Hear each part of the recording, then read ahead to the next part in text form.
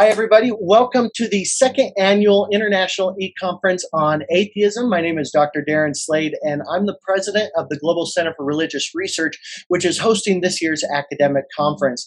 Now, something to keep in mind is that GCRR is not interested in converting or deconverting anybody from any particular belief system. We are strictly an academic institution, and we seek to approach the discussion of God and suffering purely from a scholastic standpoint, whether that standpoint is theistic, atheistic, or something else entirely.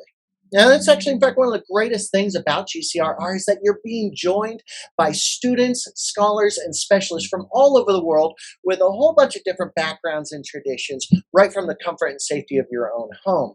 Also, as a special gift to everybody, all you have to do is go to gcrr.org, our website, and look up our newest publication called God and Horrendous Suffering.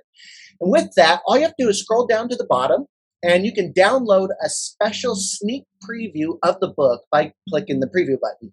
And if you end up wanting to purchase that book, we do recommend that you go through the GCRR website because our prices are a lot lower. But also, we're going to give you 15% off more than on the retail price. All you have to do is use the promo code SUFFERING, and that's all in lowercase. Use the promo code SUFFERING at checkout. And with that said, I want to introduce you to a very good friend of mine and our next presenter. I am going to make this presentation that is going to focus on the theme of God and suffering from the language of myth, radical thinking, and atheism, and the reality of the Christian God. In the first point of my speech, I will delve into the notion of myth as a key to understanding how the problem of evil affects from philosophy and theology. Among other things, the myth will lead us to understand the symbolic nature of the human being and his knowledge of God. The myth is the way that man has to respond with ultimacy to reality, because it narrates the event and the amazement nurturing its numinous character. Interpreting the being seeks to clarify the historical and personal perspective of man, from mute to and opaque to transparent and speaking. Considering the transcendent and the inobjectivity of being, of God and of things, we must necessarily use the language of myth, in the original sense of myth as art and religion, since we have to touch realities that are not conceptual in themselves. It should be noted that myth is poetic because poetry is the proto-language. Poetry is an event in the revelation of being, but an event can only append to constitutively historical entity, to Dasein. Therefore, poetry as an event is nothing more than the essential commitment that man agrees with the revelation of the being through the word. It is an existential and transcendental definition of what poetry means.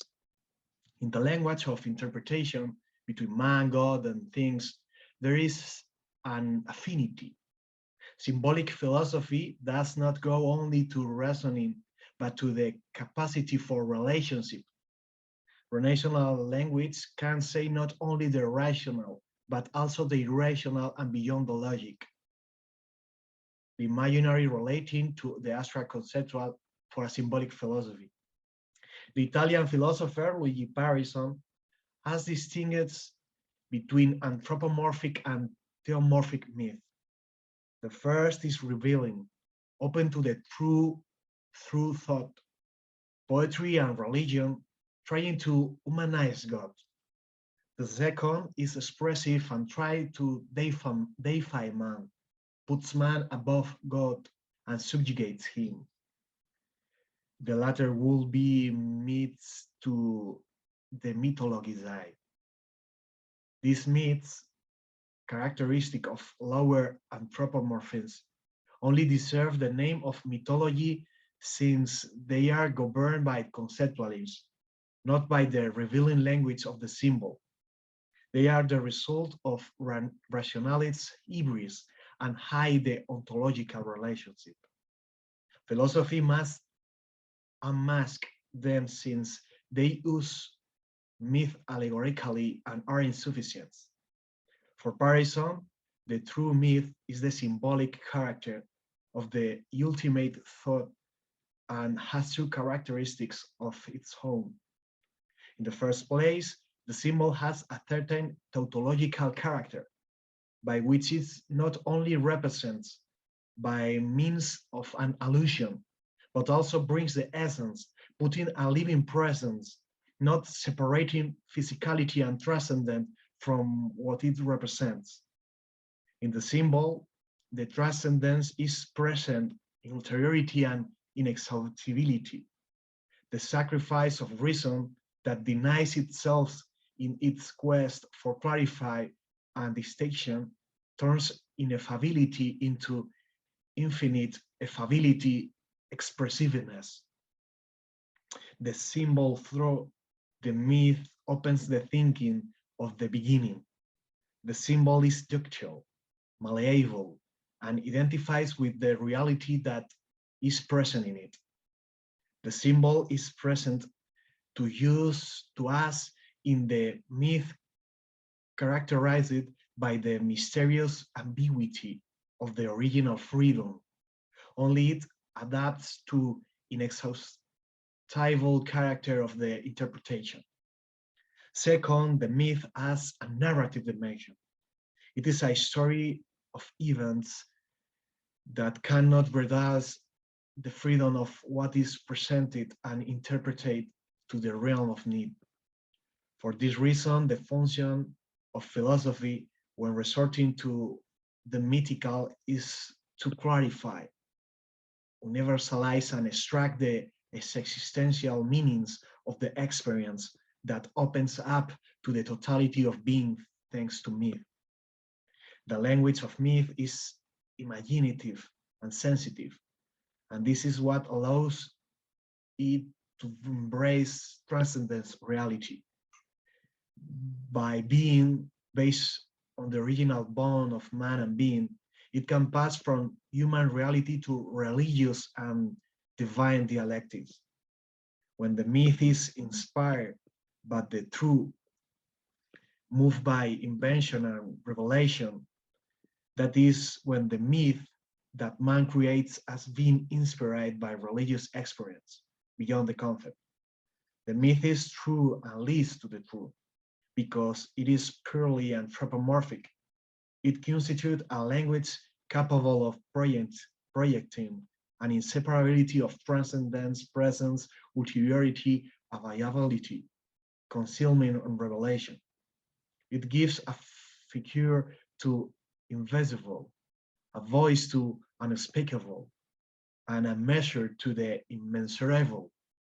Purely conceptual language, which looks at complex determination and explicitness, is a violation of the ineffability of the transcendent.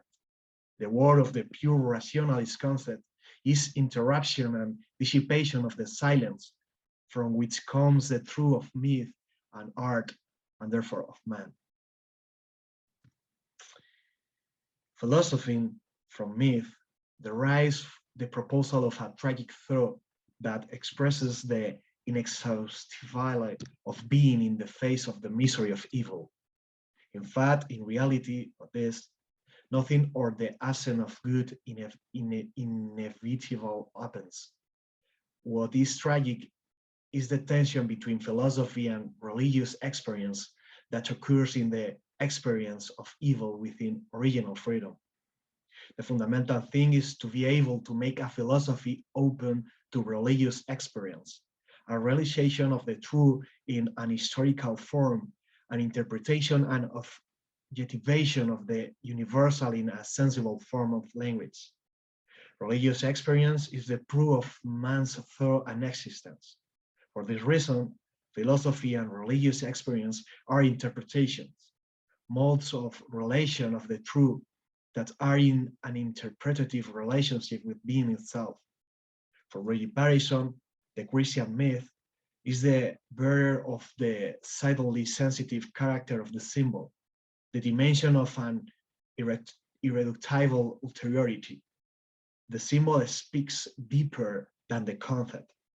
In the symbol, there is an action and material implication. The word symbol comes from balo, which means to throw, Greek. It is a lance that, qualified by the prefix, initiates a search, intends to establish a link. Symbolo is unit, link. The symbol is not representative, like the thing, but rather implicative. It does not refer to a being by, but to a being with. In Christianity, the irresistible presence of the sensible logos in his physicality, transcend God made man, opens the place where the experience occurs outside the world of thought. It transcends it beyond the concept in an immediate and unfound way as original.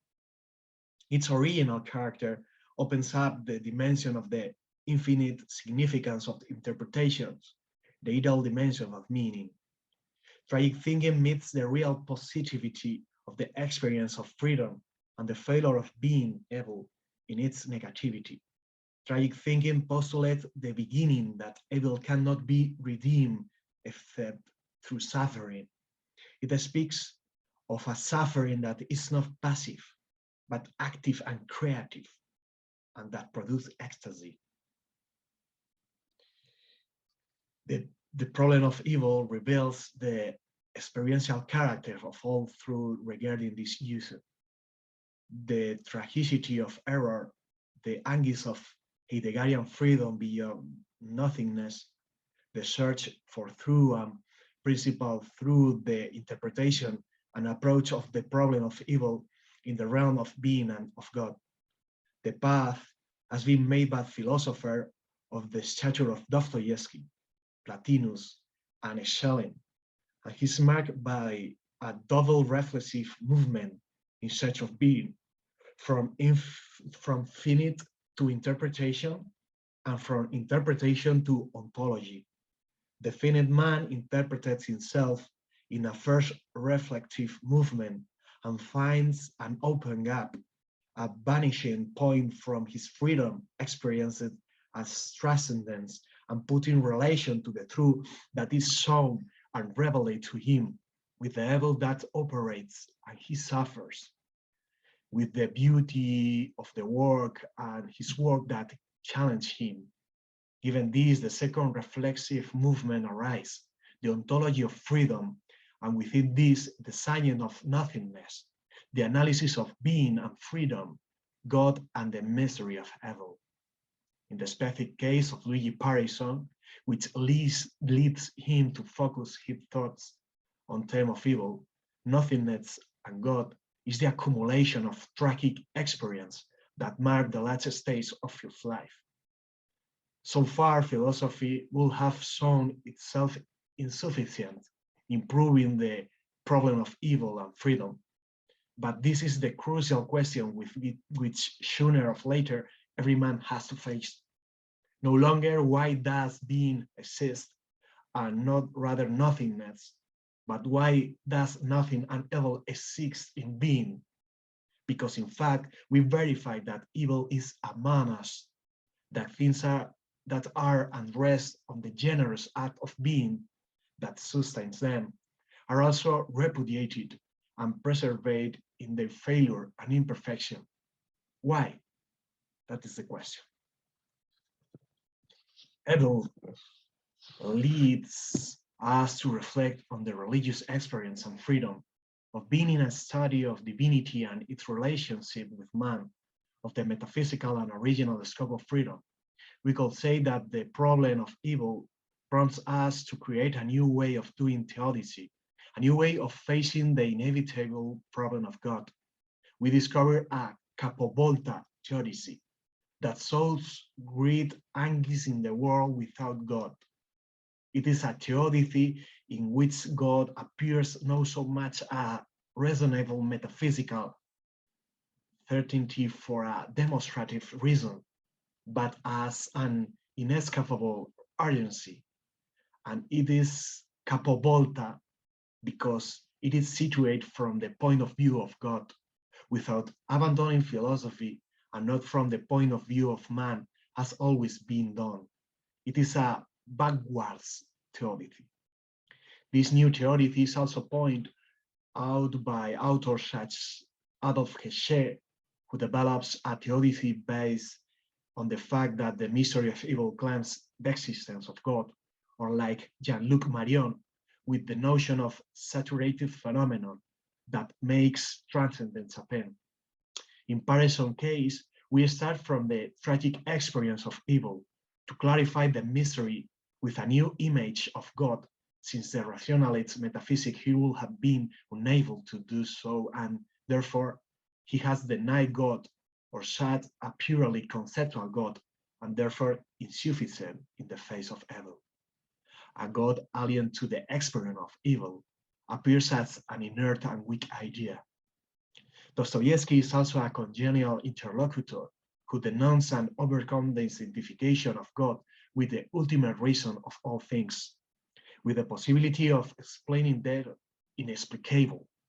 From the core of Athens, philosophy is brought to faith having denied God on the basis of inevitable scandal of evil. Parison connects God with that scandal because, paradoxically, only in reference to God is evil scandalous, to the point of introducing divine sovereignty to God.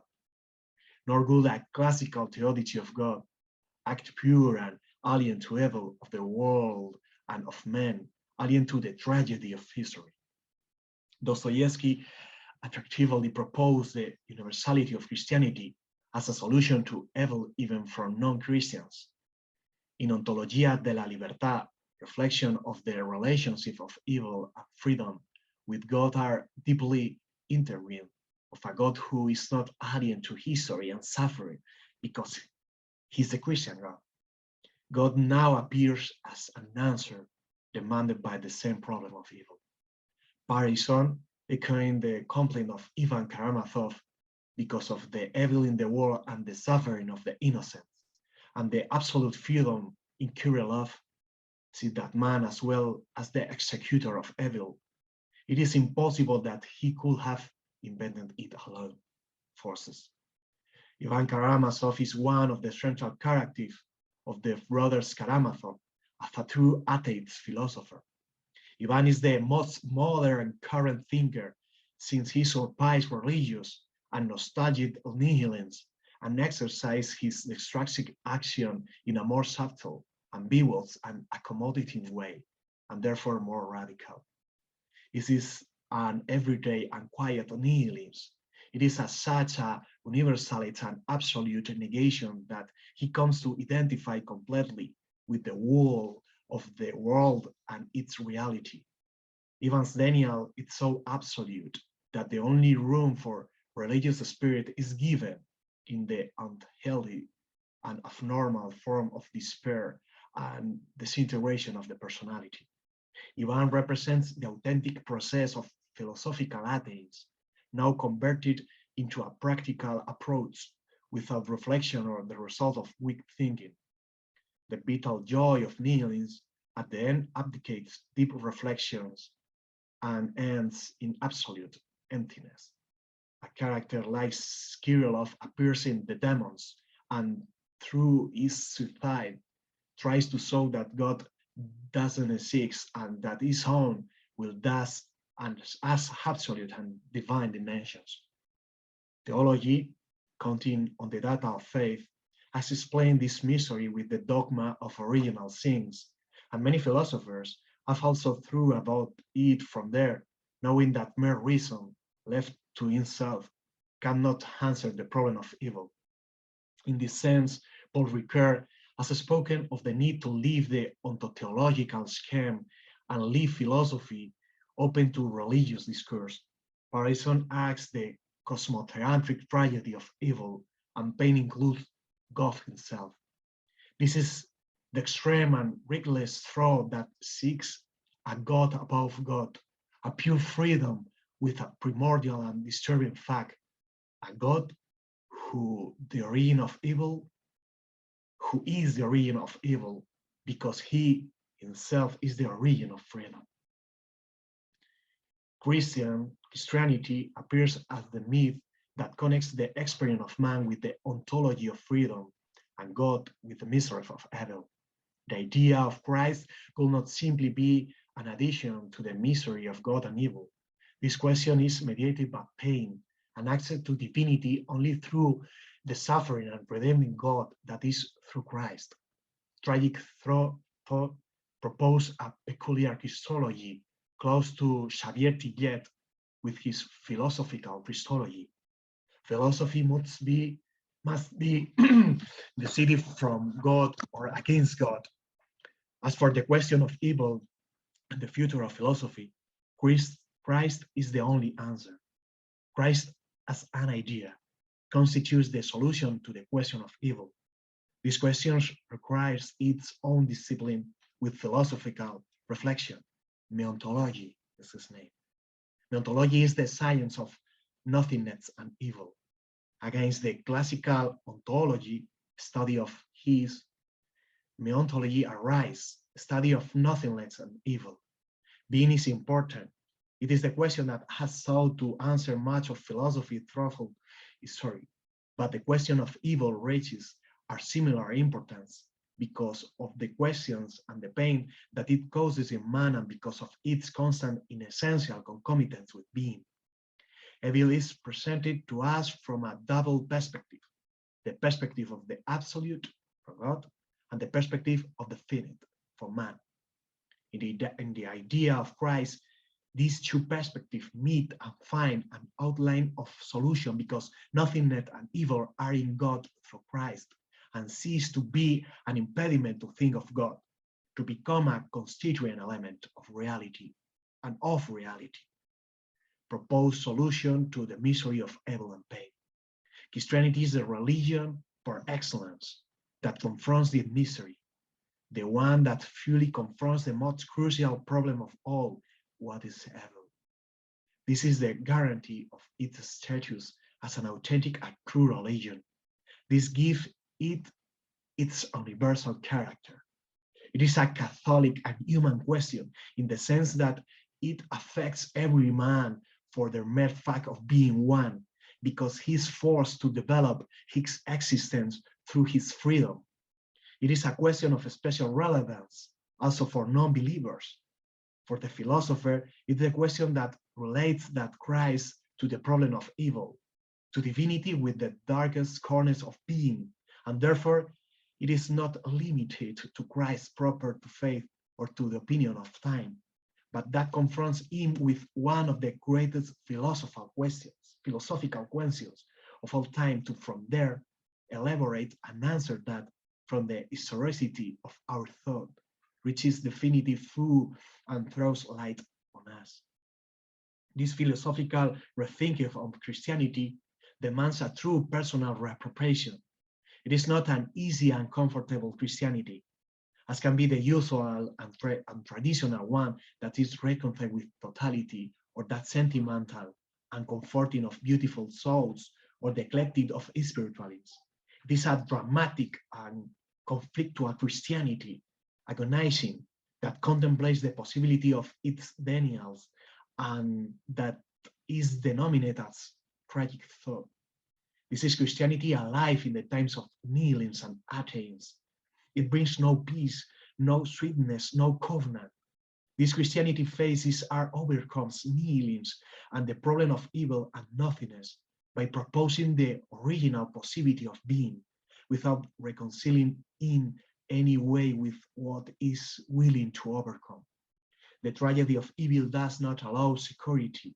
It deals with a radical and disturbing problem and leaves no room for painful and consoling sentimentality. Its consolation is dialectical and expiatory. Luigi Patterson affirms that it is a Christianity in which there is a true and all conquest, turning as climb to Golgotha, and even as painful as the night of Gethsemane. God must be the object an authentic recovery. It's necessary to know how to discover him at the very heart of Daniel. Every philosopher will continue to do philosophy, coming to think from Christianity. Sometimes, though as rejected Christ in philosophy, it is an ancient and vain effort. On the other hand, admitting it is possible and fruitful in the same way philosophy. Man perceive evil as a suffering that is absent of a God of his soul possesses, but he also realized that it is not a mere deprivation, that a certain dark revelation occurs in him that points beyond being and can lead to the Lord of being, that from that beyond takes control of all things. God is present in evil. The tragic aspect of the negativity of suffering is a reality that man can accept in all its horror only in relation to existence of God. The human being of today is faced with an alternative. He must choose between eliminating God and evil or affirming God and evil. If God does not exist,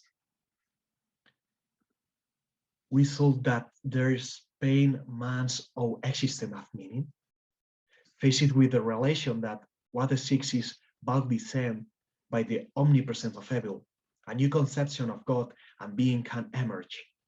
Thus, the problem of evil is constituted as a reflection on the appearance of the being that presents itself in a deformed, malignant, and failed way, and that is closely related to a God who allows that deformity.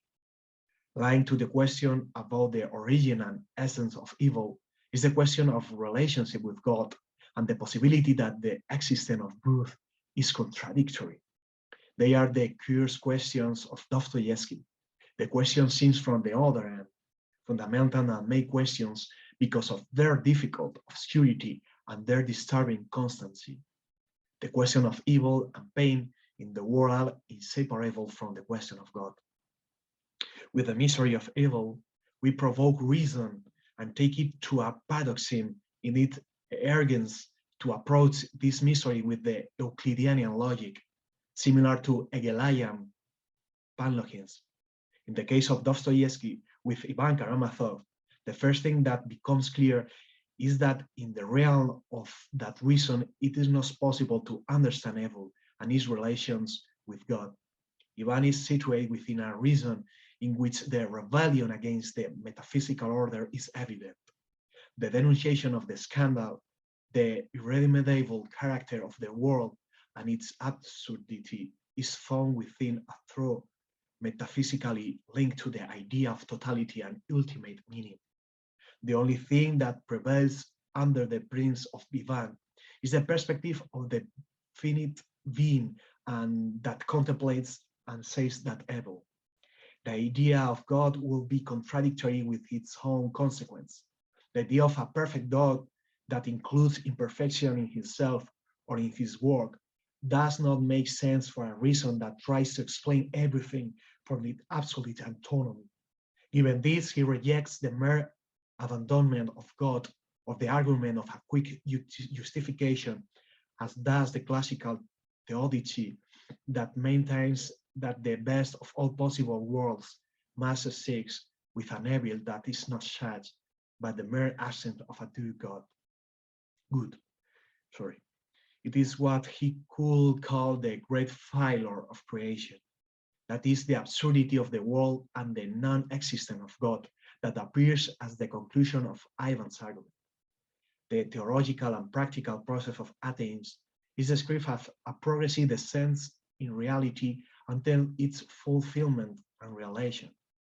Athens will gradually lose the roaring fury of rebellion, the rabid impetus of protest and blasphemy, but that degradation will not be a decadence, but the perfect resolution of Athens into nihilism, an nihilism that has passed from a simple program to become a way of life. However, the bottom line is whether the use of evil and God can be ignored, or whether they can be affirmed instead. To obviate, it will be to choose the path of a comfortable atheist, of consoling nihilism. On the other hand, to affirm it will introduce us to the tragedy of authentic existence. In the eyes of consoling nihilism, the question about the meaning of life makes no sense. The world is not absurd or not absurd. However, tragic thinking is not satisfied with this. It maintains that in this way, the seriousness of existence disappears into the lightness of mere living. This would not be philosophy, as it will not address the causal problem. I have to prove the essence of evil. This appears not only as a deprivation of being or of good. It stands out the great contribution of Parison when it comes to thinking about the essence of evil. Evil does not appear as a principle opposed to being in the Manichaean sense. Of the forces of evil is not enough, no matter how devastating it might be, to minimally diminish the being. Rather, it appears as an embodiment of the spirit of non-being, what Eudokimov calls a spirit of destruction or a spirit of self-destruction and nothingness. Ontologically, evil consists of nothing, not being, non-existence. That is its essence. But to exist, it needs an ontological support. It needs to be supported by a being. This cannot be realized in the absolute because it is pure being and excludes it as non-existent. Evil must therefore nest in the finite that its reality lends it. Only there can evil settle and exercise its negative action. Evil in itself will be reduced to negation, that is, to unreality and non-existent, to not being. However, it becomes real and existent as soon as it borrows the being of the finite being. Perhaps it's a parasitic, adventitious, non-original existence. You have to look for it, cause, and its relationship with being. Tomás de Aquino, in his treatise of evil, contributes interesting elements to reflection, such as the question about whether evil is something, whether it occurs in good, and if that very good is the cause of evil. His contribution is summarized in the rehabilitation of the classic definition of evil, with the peculiarity of being supported by its specific and accurate metaphysic of being. It is important to emphasize that evil is not mere deprivation or finitude. Evil is not a moment of living being, nor is it as something inherent in the finiteness of the creature. Parison fights dialectical idealism and evolutionary positivism because there is nothing more contrary to the tragic sense of existential threat. Theology could become Satanology because evil is not a principle opposed to God, but it is a rebellious principle. Evil is not reduced to absence, deprivation, diminution, but is consistently and positively in resistance, insurrection, or rebellion, even more in repudiation, rejection, and denial. Evil in the perspective of the finite appears as negation of the absolute, but it cannot be so on the plane of the absolute, because on this plane it is not capable of overcoming it, lacking its own power and entity. Evil is far from in contrast to absolute or from overcoming it because it is destined to be overcome by it. But it is evident that evil can exist and operates on another plane, which is the relative plane of finite being. This is where the problem arises to think evil in relation to God.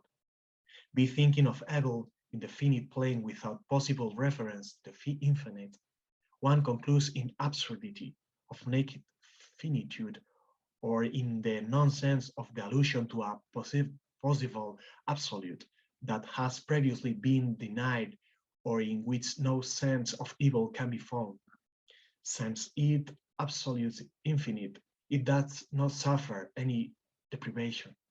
The decisive question is how the perspective of the finite connects with the absolute plane, that is, how suffering and evil can fit into God, so that man is not let out of his hand.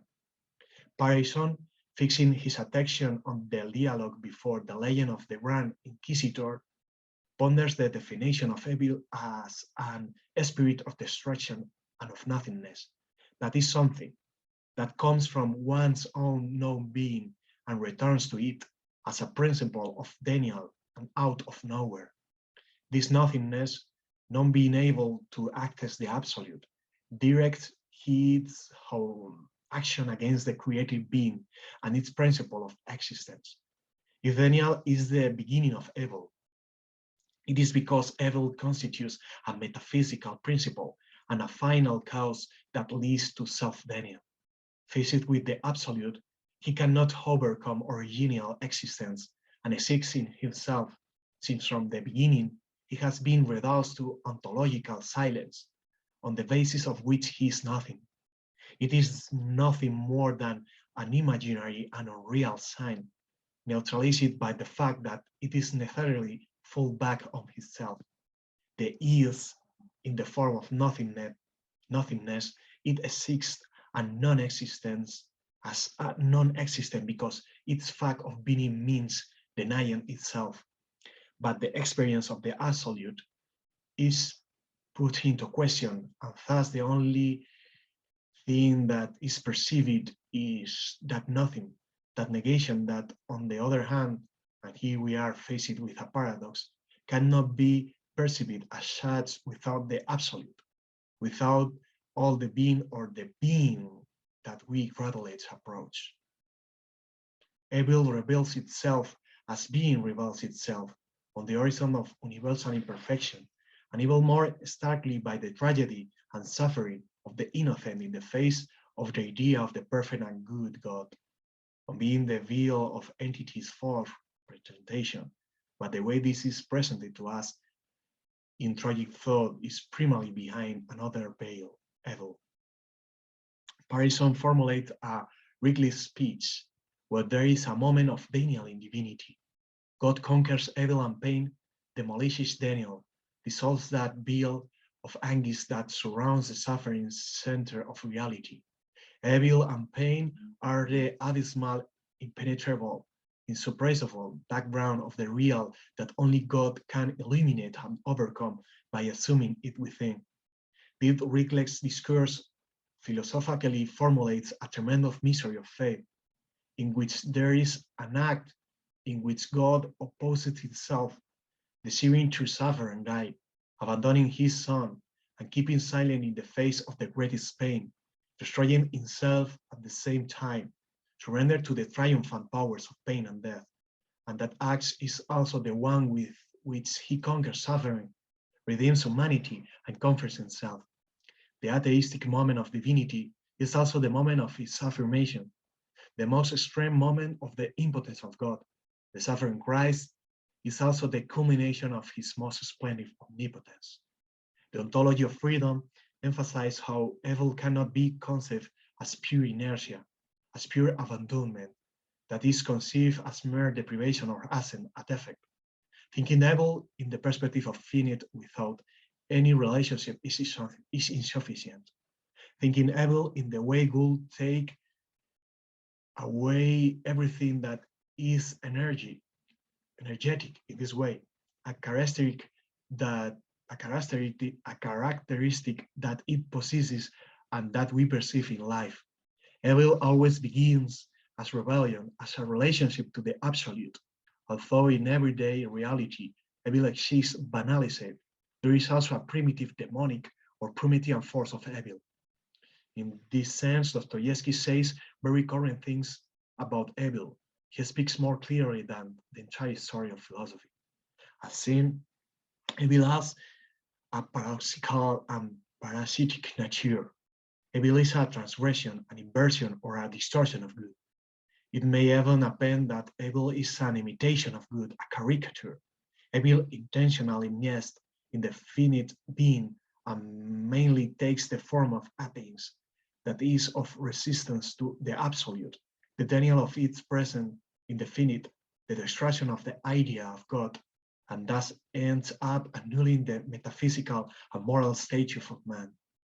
Evil eliminates, on the one hand, the constitutive difference between God and man, and on the other, the fundamental distinction between good and evil.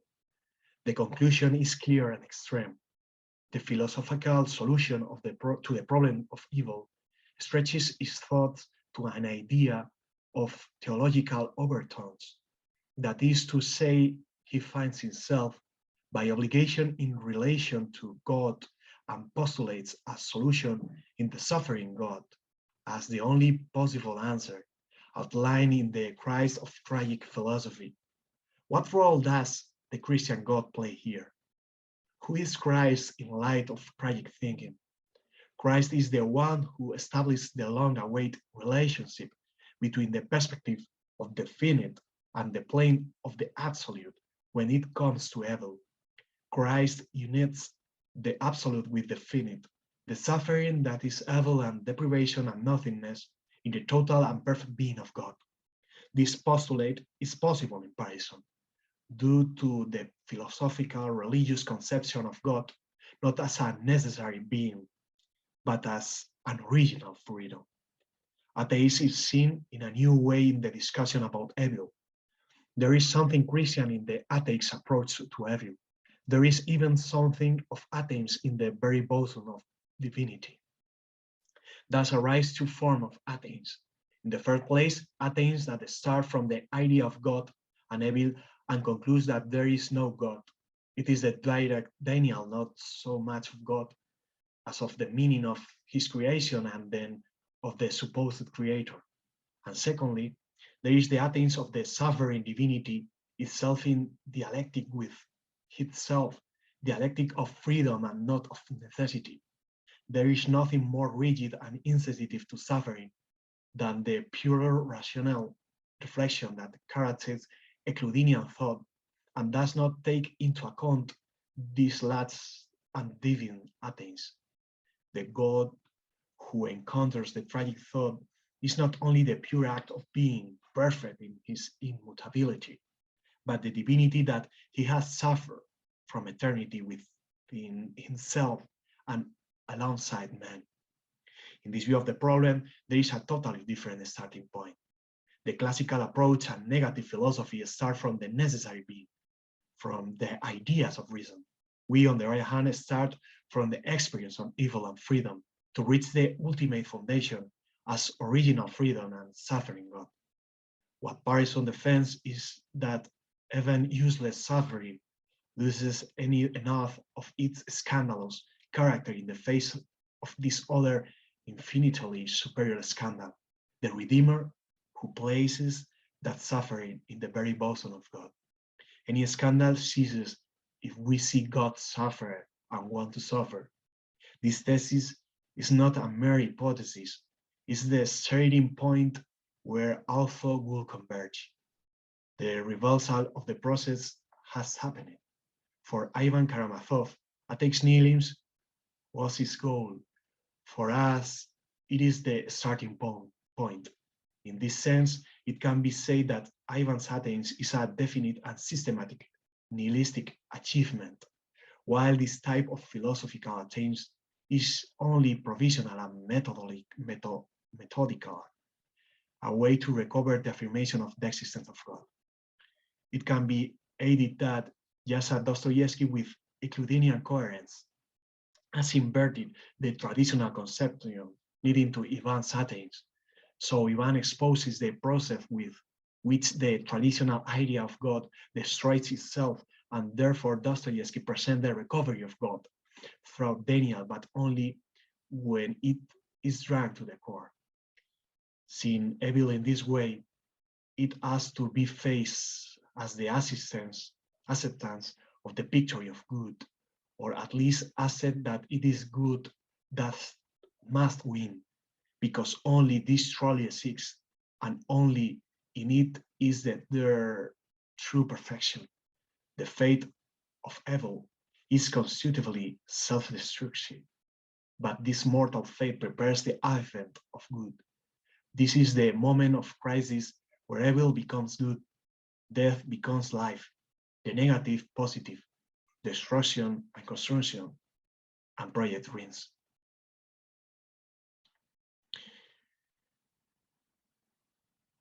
Thank you very much.